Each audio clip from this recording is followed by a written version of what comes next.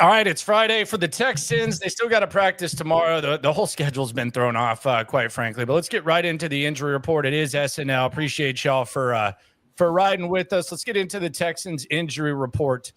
Some good news to report. Derek Stingley back on the field with the hip injury. He was limited.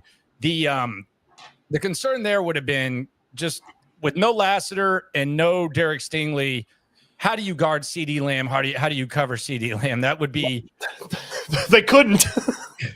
It'd be Jeff Okudah and D'Angelo Ross from the practice squad and Kadar Holman. Yeah, and that would be a disaster. I think we're getting close to seeing Jeff Okudah activated. That could happen relatively soon. But the good news is Derek Stingley is back. Foley Fatukasi still out. He didn't practice. He's got a foot injury. He's been kind of the guy that's been banged up under the radar all year, just not one of the main names that you speak of. But he was a little bit banged up. But you do have Dameon Pierce. Looks like he's going to be ready to return. Nico Collins, he's more than ready to return. He spoke today, so he's going to play. Will Anderson, I think you can count him out, although he seems like he's in pretty good spirits. Seems like this is kind of a err on the side of caution type of thing. Yeah, and then you had Laramie Tunsil full. With Will Anderson, he even talked about it this year when he went back and watched himself play through an injury last year. He felt like he wasn't even close to the same player. So especially with it being an ankle and that limiting what he can do, I'd anticipate him being a lot closer to 100% when he finally gets back out there than, 90, 80, whatever it is. Plus, Danielle Hunter's playing so well on that opposite spot. You don't feel like you have to rush back Will Anderson. I mean, if this was the playoffs on Sunday or Monday or Saturday, Will Anderson's probably playing, but you could err on the side of caution with him. Autry's played, pretty well the past couple weeks as well. So you don't have to worry too much about that. It's obviously hilariously off. Somebody was spreading a rumor that Anderson was done for the year. That's wrong. Okay. So he'll be back. That was a thing. He'll be back. I had plenty of people being like, "Oh, I saw this." It's not true. Okay, he'll be back. I didn't even see that. Interesting. Yeah, he's definitely going to go. And we also heard from Bobby Slowick today, who has been perhaps the most polarizing topic around town. No perhaps about it. Damn it, Bobby. He's been getting a lot of criticism, and he met with the media. And before we hear from Bobby Slowick, I thought there were two potentially damning quotes from two of the most important players on the team this week. Joe Mixon on Sunday night talking about the manner in which this offense functions. Listen to this and tell me if this doesn't sound like maybe Joe Mixon thinks there's a little bit of a conservative mindset. Here's Joe Mixon, captain of the Texans, talking about the Texans' approach lately. No excuse. That's a game that we should have had. We did have, obviously a slip. But, it ain't going to get no easier. And I'm going to take it, all upon myself to make sure our guys, is ready. You know what I'm saying? That we finish these games. We got to stop playing to lose. We got to stop playing to not lose. You know what I'm saying? And go play to win. You know what I'm saying? There you go. So I just feel like we got to just take initiative, own our work, and look each other in the mirror. It is what it is. Aaron Wilson with that video, by the way. Yeah, shout out to A-Dub, Aaron Wilson, KPRC too, with the video. Yeah, I mean that's kind of a damning thing from Joe Mixon, and I don't know if that's an offensive coordinator thing. I don't know what it is. I don't think he's playing to not lose. So I thought that was a real damning quote from Mixon. I definitely feel like once CJ Stroud threw the interceptions in the second half, Bobby was so afraid to put the ball in the air for a variety of reasons. One, CJ's, not seeing stuff the way that he usually sees stuff. Two, guys aren't getting open. And he just sort of turtled the offense, and they ran when they couldn't run block. And he said it today when he was talking about it. That was their worst rushing performance with a healthy Joe Mixon all season long. It's the first time he started and finished a game. He didn't rush for at least 100 yards in that game. So he I felt like Slowick really dialed it back after the interceptions. And I feel like if you're going to go down swinging, which they didn't really because they stopped trying to push the ball, go down swinging with the ball in CJ Stroud's hands. He's not going to continue to make those mistakes. They really kind of dialed things back and played kind of like what Joe Mixon said, not to lose instead of go out there and step on the Lions' throats. They ran on 3rd and 10 in the first half, though. Like they ran on 3rd and 10 and settled for a 50+ yard field goal. So, I mean, yeah, he might have dialed it back, but they did do that as well. But that was the one quote from Mixon. Then you had CJ Stroud saying this. And I think there's a number of ways to look at this CJ Stroud quote. Kind of talked about it a little bit today in the video that I dropped reacting to what Stroud had to say. But this was CJ Stroud talking about what kind of quarterback he is and what kind of quarterback he is not. It's a game manager. I can be a game changer, and sometimes it goes your way, sometimes it doesn't. And for me, I'm going to keep the swag, and kind of just like what I told y'all last year, like Steph Curry can go 0 for whatever, but he's going to keep shooting. So, that's for me. I'm going to just keep shooting, keep trusting myself, keep trusting the talent God gave me. And, one of the biggest things, too, is my teammates trust me.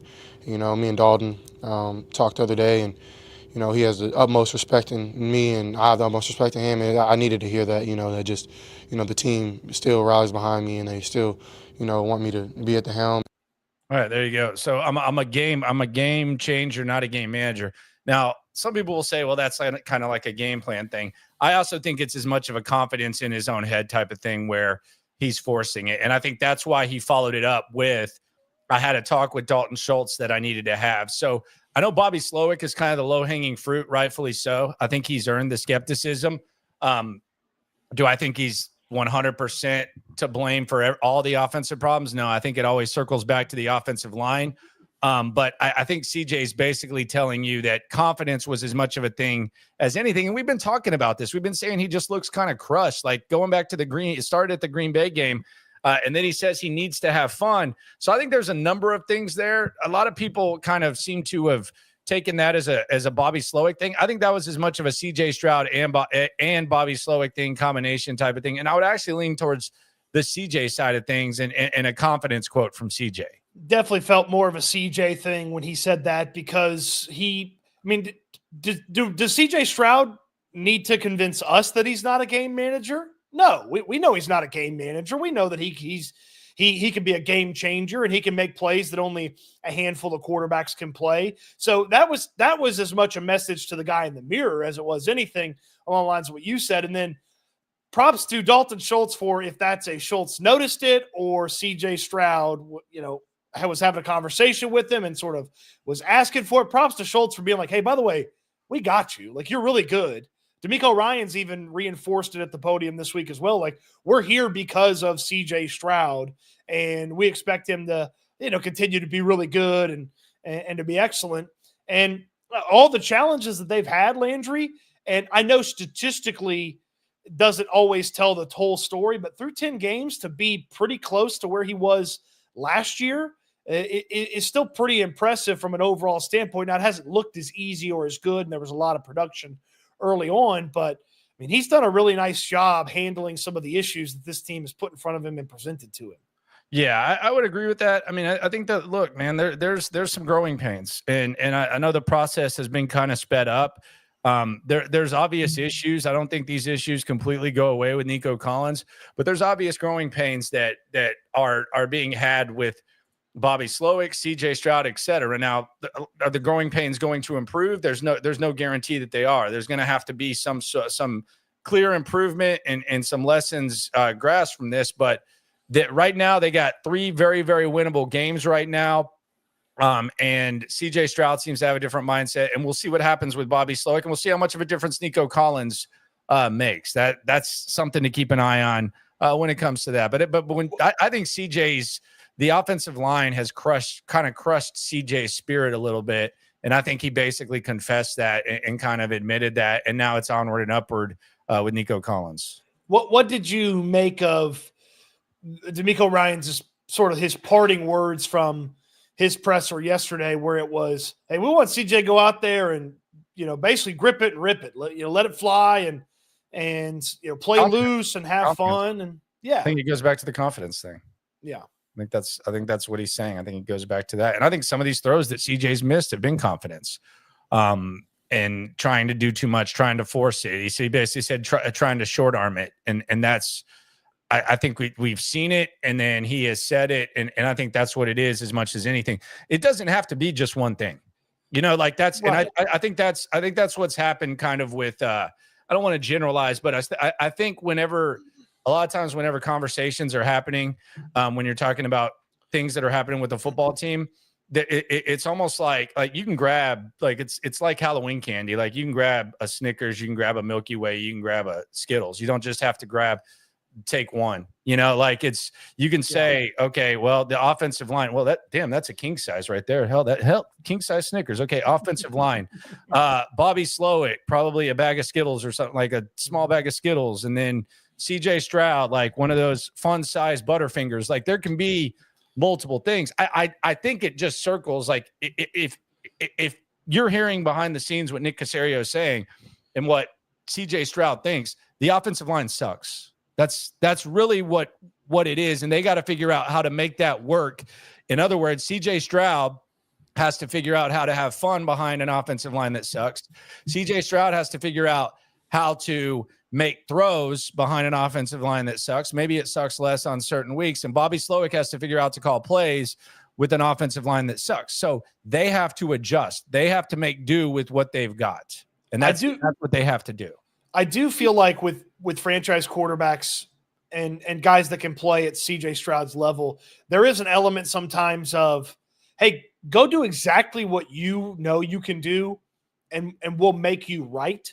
And then I feel like there's also some times where that franchise quarterback has to look around and say, okay, I gotta do this. I gotta put the team on my back. Your phrasing is always really good. The save all butts. Like, I think there's sometimes for that. I feel like he's been too much in that mode. He's been too much geared into, I got to be perfect. I got to do this. I got to manage with this bad offensive line. And I do wonder if they want a little bit more of a shift to, hey, we're going to make you right. You go do you throw it where you see it, you let it go, and we're going to figure out how to make CJ Stroud right when he makes a decision. I feel like there's a little bit of that to this upcoming week as well. Yeah, for sure. Let's hear from Bobby Slowick. He actually met with the media. We'll listen to what Bobby had to say. It wasn't a real long session. I asked him why people should be confident that he can get the job done. Some people didn't like the answer. Some people did.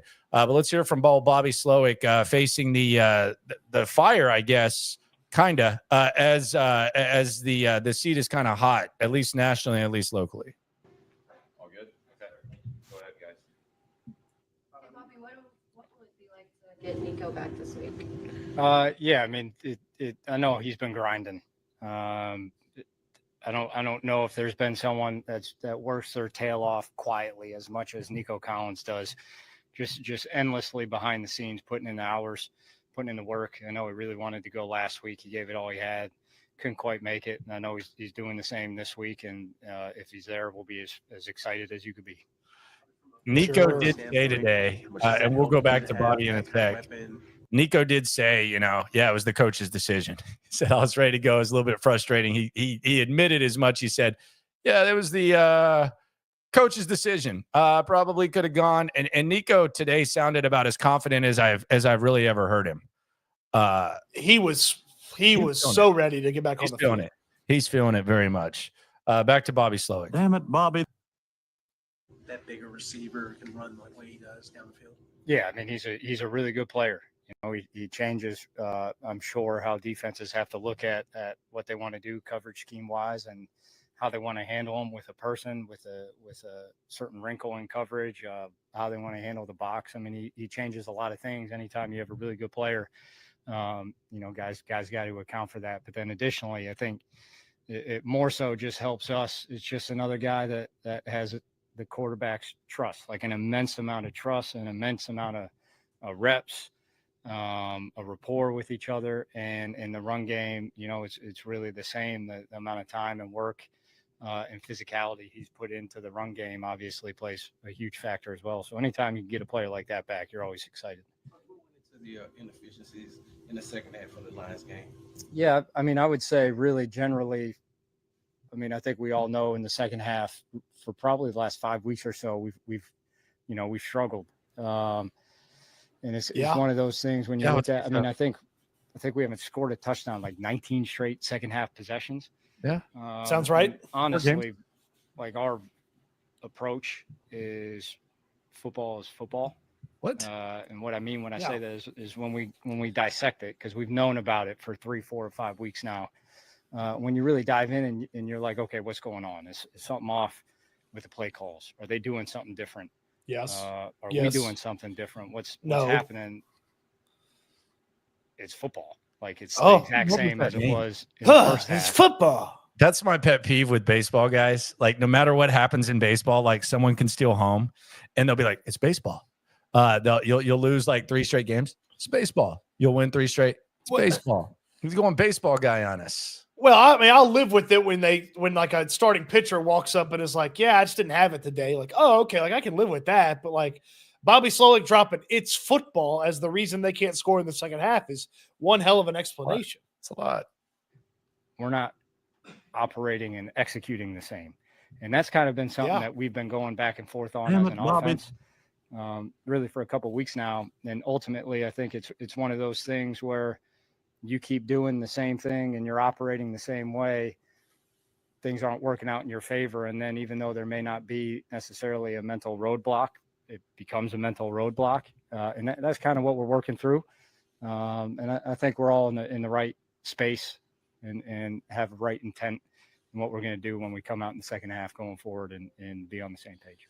Take that personally. They got you always the right anytime you're not intent, successful, I Landry. think that's anybody. You know what I mean? I hope so. I know the players do. When you're not successful and you know you can be, you know you can be better. I know I could be better. That's always something you strive to improve.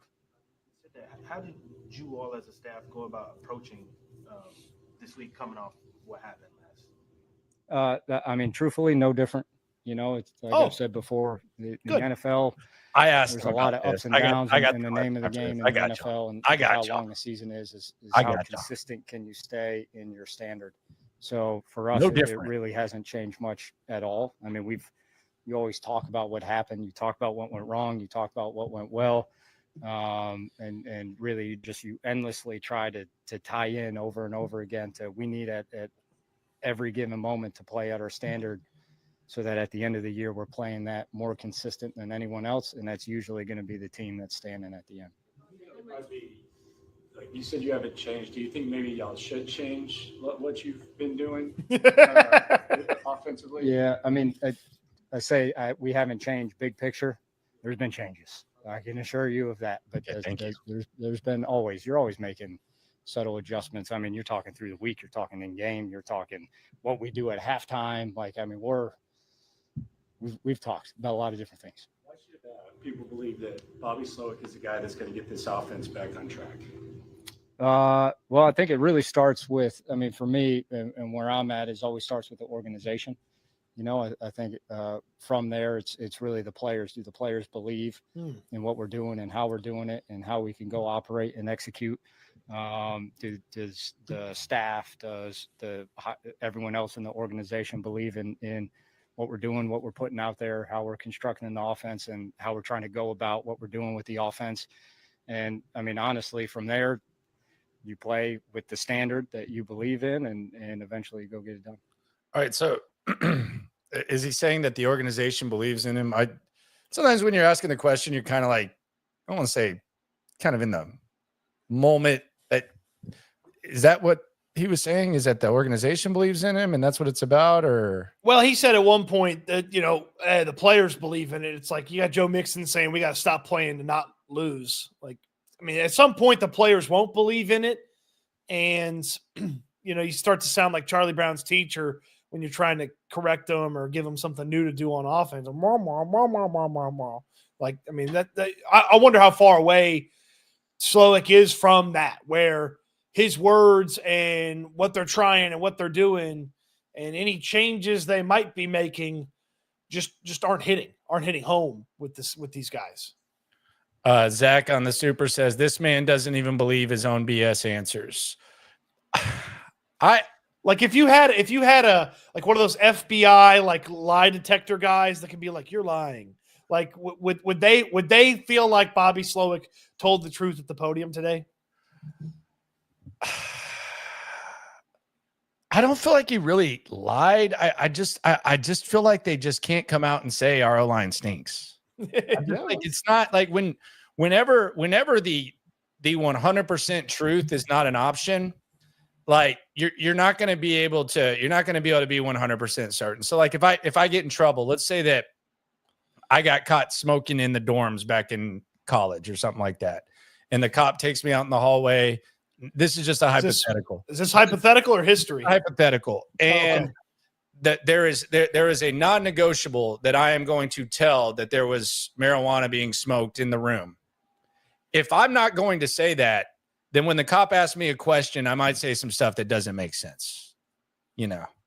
So, I mean, that might be like an extreme hypothetical example, but like if the truth is not an option and the number one truth, like the number one source of truth is not an option, then you're not going to be able to sound great. Like whether you're D'Amico, whether you're Bobby Slowick, if you're not willing to just go up there, and I'm not even saying that they should, but if you're not willing, and it's not really beneficial for you to go up there and say, our offensive line does not have the swarm mentality. Our offensive line is either they just have to suck less. We're never going to get like a fully perfect performance from the offensive line. That makes it hard to call plays. Then you're never going to be completely satisfied with what these guys say. You just have to kind of read between the lines. Sure. And I would say that while I agree with that, there's also not like and I don't know that Bobby Slowick at the podium saying a bunch of this gives anybody a tremendous amount of confidence, but like, I do wonder if people just want him to go up there and say like, I got to call better plays. Like if that would just satisfy the masses, they'd be like, oh, okay. Yeah. Or he's like, I got to change this, or I got to adjust this in this situation. Oh, Cody. Right. No, I understand that, but we just talked about how it doesn't have to be just one thing. It can be multiple things. Like the offensive line can suck, and then he can also be bad at calling plays at different times. Yeah. But I mean, it's like in a hypothetical world, let's say you're hosting a radio show and the guy's a lazy ass who doesn't know anything. And then people are criticizing you for like the way the show's going. If you just can't come out and say the guy's a lazy ass who doesn't know anything, then you're going to have to you have to like tiptoe around and try to explain it. Like that. Is this a hypothetical or a history again? This is a hypothetical. Sure. I'm just saying like if there's something, if you can't come out and say, sure. Like if you cook a cake and you don't have butter and you're not allowed to admit that you didn't have butter, when you're explaining why the cake sucks, you're going to say everything except the butter. Like yes, the offensive line is that they're trying to cook a cake without no butter, which you can do. You can make do. You can go MacGyver in the fridge. They're not going to come out and say the offensive line isn't good. Right. But I would also say, to stay on your cake analogy, he's also ignoring that the icing is grainy too. So it's like, yes, you can't say that I cooked a bake with no butter, but you don't have to ignore some of the other shortcomings of the offense as well. Yeah, and I mean he's not doing a good job either. Like when you're running on 3rd and 10, when you're handling yourself like you did against Green Bay, that's fine. But he's not going to come out and just say completely what is wrong, because he's trying to do what they want to do. Let's hear some more from Bobby. How much does some of the challenges with protection up front change just kind of everything else? What you recall, what happens, and did last week's move, you guys made some changes on the O-line? Second week of that, how much is that going to make a difference? Yeah, I thought last week, we had a couple, and they were critical errors in protection, but by and large, we were on what we were doing. We executed, the calls and guys up front in protection did their job very well by and large. So that was good to see that step. But there's a lot that goes into it, right? You're talking just from doing what the call says to then executing your technique to then blocking elite pass rushers like we'll face this week and all the wrinkles that go along with that. And that's also combined with, okay, well, you can't just drop back and protect every snap, so then what are the offsets? How do we help out on the in-betweens? And there's always a lot that goes into that. I thought we took a huge step last game in protection compared to what we had put out there the previous couple. I would weeks. agree with that. I also think agree with that. We took a step back in the run game. I very much disagree with this. You don't think the protection was better? Pause it. I would say for us, that was probably the worst run game we've had. Pause it. I thought the protection was better. Correct. The protection was better. It would have been a war crime if it wasn't better than what they did against the Giants. Against the Jets, because they gave up 21 pressures and 8 sacks. They gave up 16 pressures and 4 sacks. The numbers were very similar to Green Bay. CJ just avoided some of the pressure a little bit better. Like, to say they made huge strides is a wildly inaccurate statement. Yeah, huge strides, but it was better. The pass blocking was better. Well, it couldn't have got worse. It's not going to be great. It's like it couldn't have got worse. It goes back to that king-size candy bar. That's my line. Biggest thing, and D'Amico Ryans does this too. And like, they're not going to come out and say we suck at pass blocking, our offensive line sucks. They're not going to say that. But they don't have to come out here and lie to our faces. When we watch the game, we see it every week that it's not good. You don't have to say we made huge strides. Hey, we made some strides. We had some critical issues we've still got to clean up. Huge strides. D'Amico a couple weeks ago was telling us, look at the good plays. Like, they don't have to do that. I understand they can't get out there and say 4 of the 5 guys can't do their job right, but they also don't have to, say that it's huge strides and there's positive. You don't have to do that. You can leave that out. You're going to have a heart attack with this offensive line. Like, I'm not, I don't expect anything from them, man. Don't piss on my shoes and tell me it's raining. That's what they're doing, man. Joe has been really running and back there that again, I go back to our standard and what we want to put out there. We're a good running offense when we do it to the best of our capabilities, and we're also a good pass offense. We just got to get everything clicking. CJ making decisions as fast as maybe he did last year. I know you guys don't like to talk about last year, but it seems like maybe, and he even mentioned it after the Jets game, trying to do too much with the ball sometimes, maybe not trusting what he's seeing. Is he making decisions as fast as maybe you want him to make with the football? Yeah, this was a good answer. I think CJ, honestly, I think he's doing a heck of a job. Like, I really do. I think he's taken his game from last year, and I think he's grown even more. There's always this process that you go through. You roll out there as a young guy, you're just playing ball. That the center snaps you the ball, everything moves really fast. You're like, what's happening? I'm looking over here. Let me throw it over here. And then all of a sudden the game starts slowing down a little bit, and you start to take in more information, and you still can also go just play ball. And then eventually the game slows down so much, you kind of start to see everything that's going on. And the first time that starts to happen, it's almost information overload.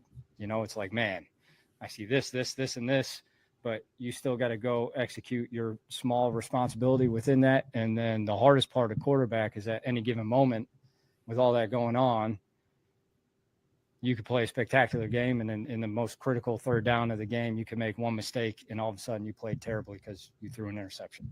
There's just a lot of weight on that he does a phenomenal job embracing, taking ownership of. And I really think, like, he's gone through the process now where the game has slowed down for him, and he's been able to really recalibrate his rhythm.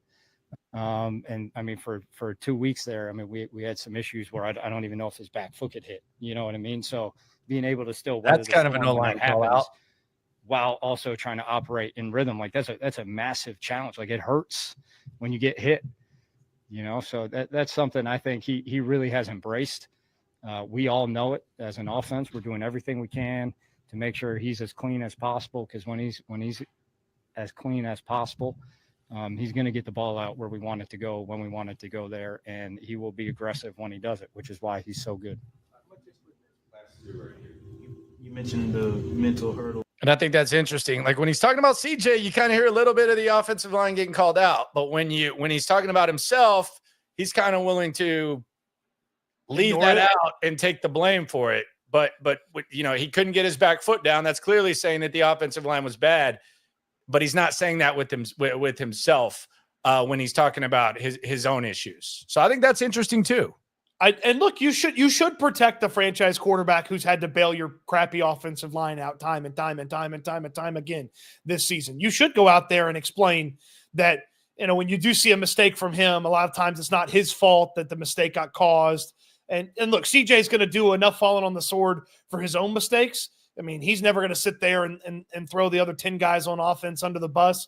He'll take the blame plenty, but they should be protecting him and explaining that it's not his fault when something goes wrong. I mean, back foot can't hit the ground. Yeah, because he's having to run for his damn life. That may be happening in the second half. How do you get past that, or how do you all plan to get past that when it does occur? Yeah, I would say at this point, like, it's kind of beyond us. We're just. I would probably say that was more of a thing, like something you talk about actively, or like, okay, this is a thing we got to work through the previous couple of weeks. At this point, I mean, like, when we go do what we did in the first half, we'll be just fine. And truthfully, in the second half, we were closer than it seemed, like far closer than it seemed. And we had probably one mistake on any given play that happened to be at the critical spot. So, I mean, for us, it's ironing out. We can't have that happen. Like, we just, one guy can't have a mistake on every play. We got to get that eliminated. We got to play more consistent football. I got to be more consistent as a play caller, and we just keep pressing forward. Damn it, Bobby. I know that you and CJ, y'all are pretty much tied at the hip when you're game planning, as far as, when you all are game planning, that's the offense coordinator, the quarterback. But how much input does Gerard have in helping game planning? Because he's one of the ones that's been around CJ for a lot of questions about who else is involved in the offense this week. Help take him to the next level. How much is Gerard Johnson involved in the play? Yeah, really. I mean, honestly, just the way staff is made up and how it works. Really, all the coaches have a pretty significant amount of input. Like, we kind of work in, I guess you could call it pods, for lack of a better term, but like everybody's kind of broken up in individual areas they have to look at, to study, to attack. And some of that's first, second down, some of that's third down, some of that's red zone, some of that's 2-minute, and all these other situations. And each coach within their individual area is really like my right-hand guy in that area, and has direct input as we go through the week, has direct input in the game plan, has direct input in when we're calling, how we're calling. And ultimately it's up to me if that's what we're going to do or not. But I mean, it's significantly a staff driven thing, really, really across the NFL. It's the only way. It's gotten so advanced schematically now that it's really the only way to feel like you can just have sound answers and be able to supplement the players with sound answers. Is nobody can do it as a one-man show. I mean, yesterday CJ talked about a little bit of what you said earlier, how he wants to get back to just playing, just slinging it, not being careless. But have you seen that something in this week where he's kind of gotten back to his approach, his way, and not maybe dealing with being cumbered some with the information over there? Yeah, I'd say more than anything this week, I've seen a guy that's extremely locked in. I feel like really like the whole offense, almost feel like your back's against the wall mindset, which when we go day to day with that kind of mindset, we usually operate pretty well. I would say he's very aware of, only CJ could tell you exactly what's going on in the inner workings and in his mind. But my guess is he just wants to get back to doing his small things, his details really well, and owning that. And he's been doing that in practice. Like I said, it's the hardest position in sports. You have to play very, very aggressively if you want to be good, but you can't be reckless, and that's a hard balance to strike. And I think he's just doing everything he can to get that right balance. Well, there you go. Bobby Slowick. Overall thoughts. Mama Stoots weighed in on the text message. She said, when someone has to keep saying honestly, they're lying. Damn it, Bobby. Yeah. Someone says no offense, and it's like, yeah, no, you're about to say something really mean. Yeah. They weren't an incredible second half team last year. And they were about middle of the pack when it came to second half production last year. But they are downright awful this year. And I feel like, especially after you have some success in the first half, you have to have some wherewithal as the offensive coordinator, what the counterpunch is going to be from the defense and how you counteract that. And I don't know that that's always been expertly executed by Bobby Slowick. Yeah, he's got to figure some stuff out. I see on the chat, the Black Eighth Element says it's year 2 people. I don't know what that means. Like, I'm confused. Like, I don't know what it's year 2 means. Like, what year was it that Joe Burrow and the Bengals got hot, flipped the switch, and got in the Super Bowl? Like, what year was it? Was it 2? Patrick Mahomes was year 2. with the Chiefs. Tom Brady was year 2 with the Patriots. Like, you see all that. Like, I don't know what that means. Like, Jalen Hurts, wasn't it his second year as a starter when the Eagles got to the Super Bowl? Like, what is that? What exactly does its year 2 mean? Like, what is that? Is that like just a built-in excuse? Like, I don't know. Like, obviously these guys are learning and they're figuring some stuff out, and guys that have been around for a long time are figuring stuff out. But I don't know, like, what does its year 2 mean? Lamar Jackson, year 2. Someone brought this up. Geo Central, he won MVP. And Lamar's kind of in the Peyton Manning category right now, where he just can't get over the hump, but he's the MVP, could be the 3-time MVP this year. But I don't know what it means. Like, it's year 2. I have no idea what that means. It makes no sense. Yeah, it's not good. It's not a good enough excuse. So here's the follow-up on it. Bro, we were in purgatory due to no QB. This is a rebuild, granted a lot quicker due to D'Amico Ryans' coach's house. So what's your point? Like, what's I mean, they're not good. Like, but what does that mean? Like, does that mean that you just compare them to what they were with Tyrod Taylor and Davis Mills? Like, do you look at this team and think that they could potentially elevate themselves to be good? I do. I don't know what that means.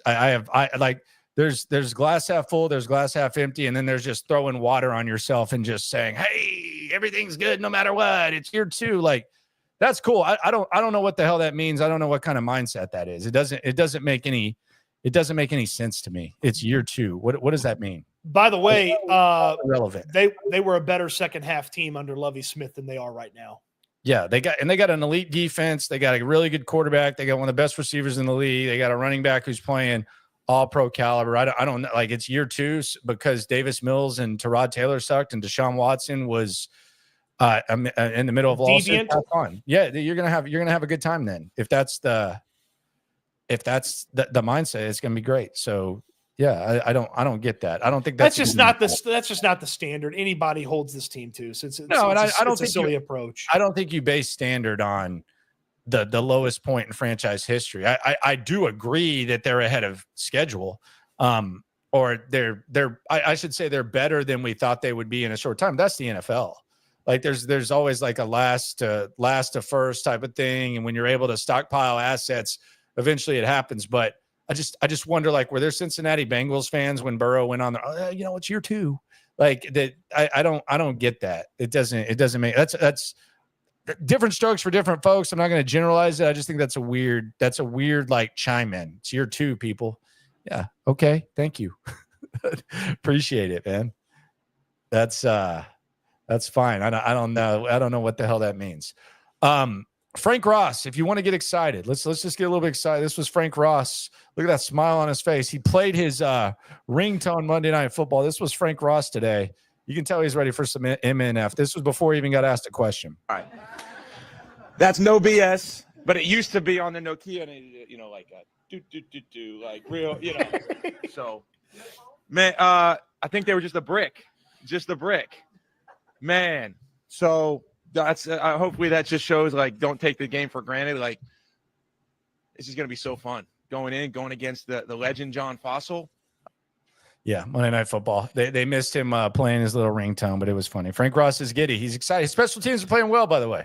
Yep. Yeah, they're playing very, very well. He's kind of figured that out, and that's been like an elite element. I do appreciate, and I don't expect that a lot of people watch Frank Ross every week, but he comes in and gives us a little statement about the opposing team special teams. Every week, it feels like they're the best special teams unit in the history of mankind, and he's like, it's going to be a tough challenge, which is kind of funny. And then the best one was last week. He was like, yeah, Detroit's only allowed 9 return yards all year. And like the very first thing that Steven Sims did with a return was he got like 15, 18 yards. And I was like, I got to imagine Frank's like losing it over there. It's just like pumped. They had 9 return yards allowed all year. And Steven Sims like doubled that number in one play on that first return in Sunday Night Football. The weird thing, and I don't know if this is catching up to the players or not. I don't see how it doesn't, because like even like a dipshit media type like myself and you, like, I have not felt normal since Thursday night. Like, I don't know, like, it's such a routine. Dude. And a lot of it might just have to do with the fact that we've covered the Texans for a long time. And like for a 4-year stretch, it was the same schedule pretty much. It was always noon on Sunday. And last year there was only one game, but between Thursday night, then Sunday night, and now Monday night, I still don't even I can't even fully grasp what day it is. Oh, I woke up this morning. I was like, all right, Thursday, let's go. And it's Friday. Yeah. And Matt Burke, I asked him about it and he kind of, but this is not like for a player, especially with how routine they are. Cause if it's our routine, their routine's extreme. Like it's like rest day, rehab, walk through, then a full practice, then, it's not now all of a sudden, like the full practice is today. The walkthrough was yesterday. On Thursday, Thursday, basically the game is the practice when it comes to the routine. So it's got to be just kind of they have to be very excited after this Monday night game to kind of go back to a little bit of normalcy. They will have the Christmas game on Wednesday and they'll have the Saturday game against the Chiefs, but they're going to at least have a little bit, like a few weeks of normalcy, and they'll have the bye. They get it starting this week. They get basically a month worth of like normalcy after this, because they'll get like the 2 games, the bye week, and then they'll lead up to Miami. And then after that, it's like short week Saturday, Wednesday for Christmas, and then it's chaos again. Mini bye ahead of the final game of the season. Yes, no doubt. We'll see how this whole thing goes. Bobby Slowick at the podium. Let me know how you feel in the comments. Tomorrow, they're going to have a little bit of a walkthrough. Derek Stingley's back, though. Cowboys, their injury report, I would read it, but it would be Monday. We would miss the game. Like it would be Monday at midnight by the time I read their injury report. They're a disaster. I've never seen anything like this. I've never seen the morale so low there in Dallas. I think you kind of avoid disaster assuming that Stingley goes out there, but in Dallas, like, this is a very bad team, and this is a very, very, very, very, very banged up team. I would be very interested to see if there's a Texans fan takeover in this matchup, because it's a game that I know a lot of people had circled before the year, had travel plans, we're going to make the trip, and 6-4 is not where you want to be after some of these performances, but it's better than what it could have been. So it's still kind of an exciting trip to go up there and take it in. So I do wonder if there'll be a lot of Texans fans and maybe a little Dallas Cowboys silent count because of it. No, that will not happen. That will not happen. There will not be a silent count. By the way, I mean, it happened a few years ago. Yeah. Well, what year was it? 14, 12, 13? No, it was like 2019, wasn't it? Was it 19? I thought he was talking about. I thought it was the one where Romo spun off a Watt. I thought it was 14, 15. Yeah, that was when Romo spun off a Watt. I think he hit Dez. Yeah. Yeah, I don't know that they had to go silent count the last time. There's been some like really weird moves. Like there was the Romo spin. There was the one here where Nuke Hopkins had the couple of spins. Remember that? Yes, that was the one where Bill O'Brien got pissed at me because Deshaun Watson basically got in 8 car crashes in that game because of play calling, like at the goal line. And I just asked him, like, do you think maybe you might want to hand it off? Like, you did it one play out of 12. He's like, I don't know. Like, you don't know. Yeah. So 2014 is the silent count year. 2018, that was Hopkins with the spins. Yeah, that was Nuke spins. And then 2022, nobody was excited about 2022. Yeah, that one was rough. I mean, that was Zeke comes back to win it with the touchdown at the end. Yes. And then Texans fans were happy because you were hoping for a bad record at that point because it's back at the end of the season. I don't know that everyone wanted to lose to the Cowboys, though. I don't know. Like you say, Texans fans, I don't think all of them were rooting for the loss against the Cowboys. If you were going to end up with 2 victories that year, you would have preferred one of them to be the Cowboys, certainly. Yeah, that was a wild one. There have been some pretty interesting moments, and of course, you go back to the first game in franchise history. There's been some good moments. Billy Miller, Cows, yeah, good old Billy Miller. And Seth Payne with a sack. Yep. I mean, a safety. Yeah, it was a nice stunt. Nice little stunt at the end of that. Oh, we're not giving Seth credit. No, he deserves it. He sold it. He stayed in his gap. The other guys did their job, and so Seth just benefited. He stayed in his gap, man. Did his thing. That's why I respected his veteran leadership. Did what he had to do. We'll see how that goes. It's going to be fun, though. And it's going to be Monday night. I love Monday night. I know that I think that Monday night is back now that they got Troy and Joe. Yes. I feel like Sunday night was like so superior for a long time, but I feel like they went and got an A team with Joe and Troy. And now Monday night feels as big as it's always been. It's always been big, but it was kind of felt like they were half-assing it for a little bit. Like they were just experimenting with who was in the booth. And now like, it's like, okay, no more BS. We're going to go get Joe Buck. We're going to get Troy Aikman, and we're going to treat this like the ultimate broadcast. And I think they've done a good job of that. Yeah. Yeah. I'm with you on that. 100%. We'll see how it goes. It's going to be fun. Appreciate everyone for coming through. Be sure to subscribe. Be sure to like. Be sure to ride along. Be sure to remember when it comes to this Texan stuff, we're all in it together. Okay. Give me time to get it going here because you cut me off again yesterday. Okay. All right, I'm going to put my hands up. Eat good, sleep good, be good. We'll talk Texans again soon. Thanks for watching, everybody. There we go.